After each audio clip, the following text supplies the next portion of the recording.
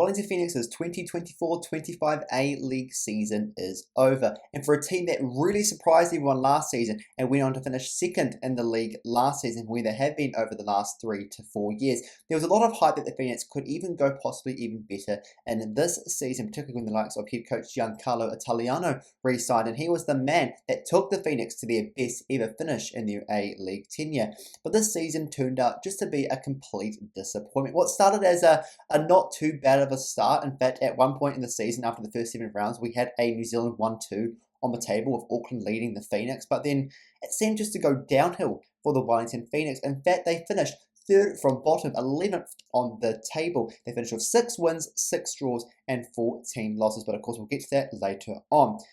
So what just went wrong for the Phoenix? And of course, we'll cover all this in today's video. I'm Nick from Nickn'detail, and today I'm going to be reviewing the Wellington Phoenix's 2024-25 A-League men's season, which came to a close the other day. So let's get into it.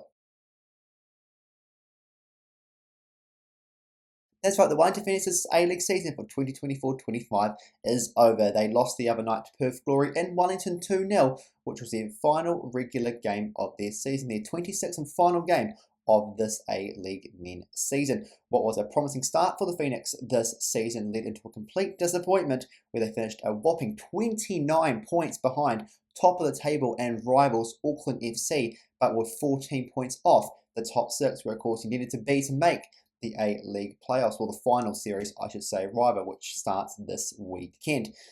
So let's get my thoughts actually on this Phoenix season. Well, disappointing is really the best way to sum it up. I mean, you look at the start of the season, where of course the Phoenix were able to re-sign their head coach to a new contract. Well, actually they already had him on contract for this season anyway, but there's maybe a little bit of, whispering going around on whether he'd actually stay with the Phoenix after that impressive season, which he did. But also, the players they lost as well. They, of course, sold Alex Paulson to Bournemouth after his impressive season last season. They sold Finn Sermon to Portland Timbers in the MLS. And they sold Ben Old to Saint-Etienne in France, also after impressive seasons from those two players as well. And he was able to bring in a few Japanese players, Adike Ishike, Kazuki Nakasawa. He was able to replace Alex Paulson with former Tottenham youth player Josh Oluwayemi. He was also bringing in a few players from also around the country and local leagues, particularly up in the Northern League in Auckland. And he thought maybe this is another season where we can see Chief with a young squad really build a good team. But just didn't happen. The Phoenix just didn't click. They just didn't get into gear like they did last season. It didn't start too bad. As I said earlier, they were, of course, at one point only a few points off Auckland FC at the top of the table, where after that 7 rounds they were second place and behind a Kiwi 1-2, which was a pretty impressive feat for New Zealand to have both their teams leading the table at one point in the season. But it's almost like they just went downhill from there. It's like the season just stopped and they just died. It was honestly a big disappointment for the Phoenix. And you can say, yes, they had their injuries, and to be fair, they really did have their injuries. They lost some key players. Of course, you remember the off-season they signed Marco Rojas. He was tipped to get back to his form of 2015, where he was dubbed the Kiwi Messi, all those years ago. But unfortunately, injuries, and we just didn't really get to see Marco Rojas. In fact, the other couple of months ago, as I actually reported here on Nickn'detail, the Phoenix actually released Marco Rojas off his contract early for that very reason, and it just led to a big disappointment. There were promising signs when we saw Rojas play that he can get back to his best ways, but unfortunately just injuries just completely killed his stint at the Phoenix, as of course we've seen over his career to date. But yeah, for the Phoenix, unfortunately, they just weren't able to get going with these injuries. They had to rely a lot on academy players, and to be fair, those academy players actually didn't do too bad of a job. It is a massive step up playing from your local league, of course, here in Wellington in the Central League, to professional A-League football, where you're going up against, guys much more seasoned, much more experienced.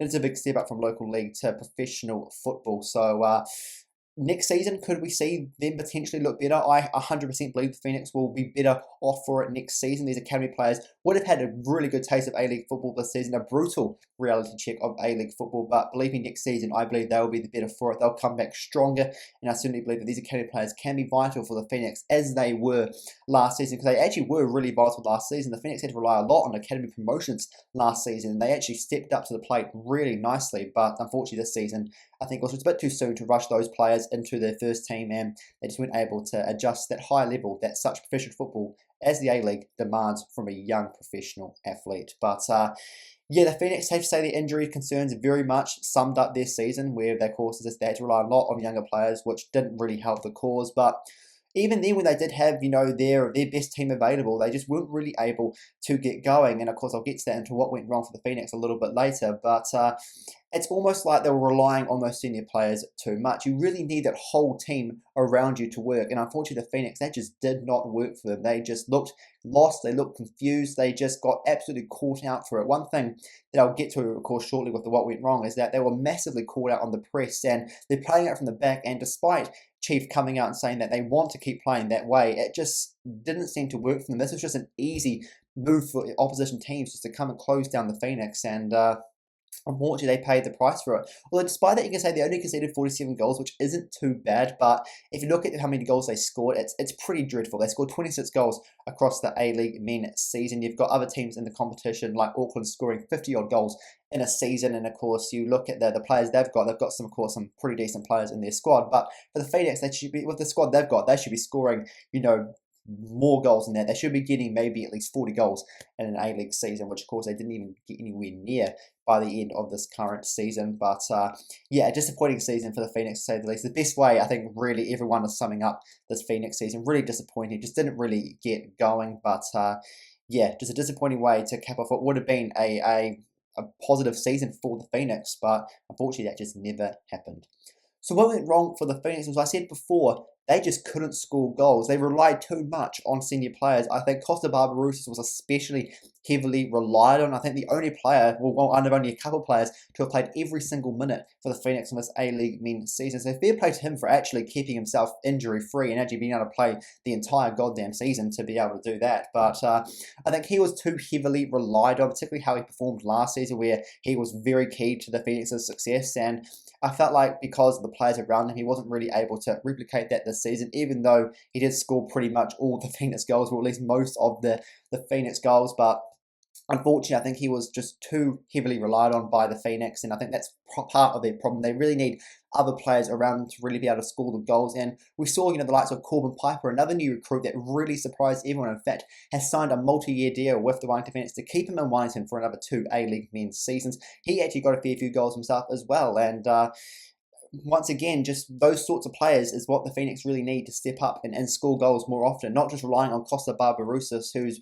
very much probably the most seasoned and decorated New Zealand footballer of this current age. And unfortunately for the Phoenix, it just came back to cost them later on in the season, where, of course, he wasn't really able, Costa Barbarouses, to get the goals that he should have got and really needed to get for the Phoenix. And yeah, unfortunately, they paid the price for it in terms of they didn't score goals. And, of course, goals get you results, doesn't it? So that was a big problem for the Phoenix, and also that and their defensive was terrible as well. Obviously, Scott Wooten keeping his spot at centre-back for yet another season. Of course, we know he's heading off next season, reportedly set to join the Perth Glory. But Isaac Hughes, another young centre-back, stepping in to the Phoenix starting spot this season, a man that was very much, brought off the bench every couple of games for the Phoenix last season in his first professional football season as a player.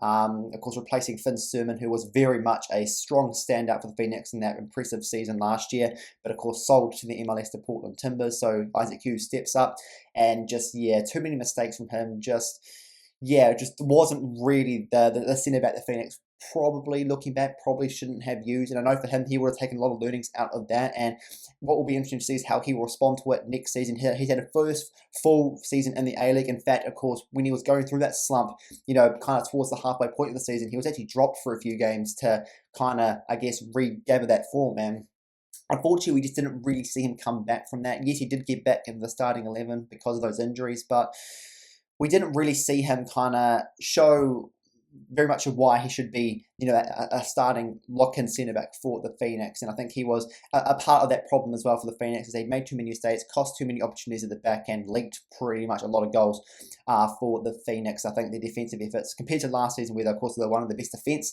in the league, unfortunately this season they were, well, not the worst, but very much one of the worst in terms of just the sloppy goals that they conceded, they shouldn't have conceded in, in a real, scenario. But yeah, unfortunately, the Phoenix's defensive efforts just were not enough to, prevent the goals that they conceded this season. I think that was another big part of their problem as well. I think another problem as well was their squad depth as well. I mean, this season, realistically, it was the first season where Chief was able to actually make his signings. Remember last season, they were kind of restricted because of COVID, where they weren't able to really get the funds they would have wanted for that season, so they were having to heavily rely on academy players.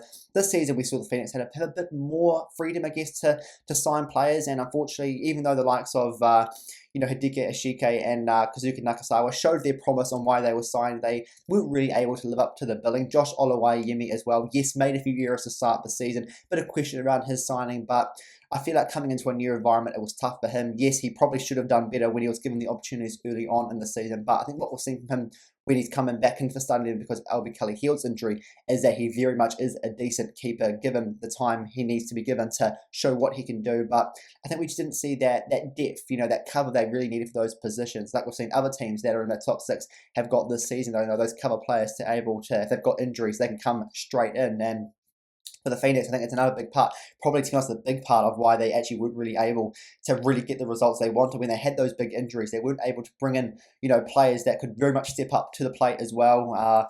And yeah, unfortunately, just led to them not really being able to get many points, particularly at home as well. They only won like a couple games at home this season out of the 12, 13 home games you get in a regular season. So their home record was shocking, and unfortunately, that squad depth you really need for a long season, particularly about the Phoenix this season, as they've learned. You've had your injuries, and yeah, unfortunately, it just cost them big time where they absolutely just slid down at the table. Where also the Mariners, who finished top of the table the last few seasons and have won the last few A-League seasons, only finished above them in 10th. So it just shows you can lose those players, but also just how important your squad depth is to really get across a long A-League season. I mean, the A-League compared to the likes of the English Premier League isn't as long, but at the same time, it's still demanding a lot from you as an athlete. It's still a high-performance sport at the top of your game, and unfortunately, we just didn't see the depth of these squads really be tested because they didn't really have any depth in their squads, to be honest. So another, I guess, learning factor for the Phoenix is that, particularly next season, they'll probably really need to invest in bringing in, stronger players to be able to further strengthen that squad depth if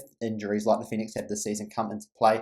But yes, all that will be interesting to see how that will be responded to next season.